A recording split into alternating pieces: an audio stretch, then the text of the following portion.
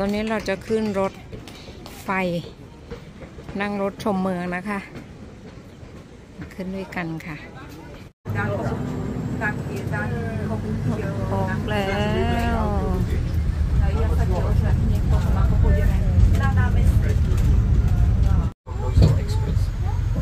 Územie Banskej Bystrice bolo osídlené už v dobe bronzovej, približne 2500 rokov pred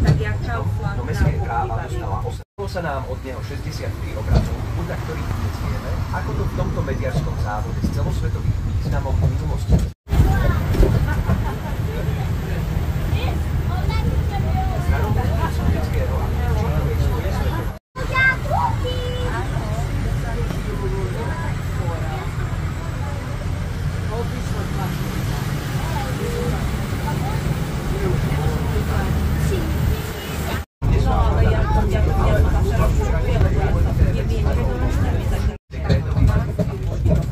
Tento významný slovenský lesník zalesnil región okolo Banskej Bystrice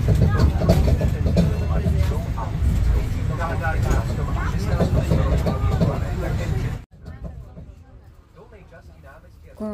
มีเสียงบรรยายอธิบายให้ฟังด้วยนะคะแต่ก็ไม่เข้าใจหรอกค่ะภาษาเขาคำบางคำก็พอเข้าใจแต่ว่าก็คือภาษาบ้านนี้มันยากมากค่ะ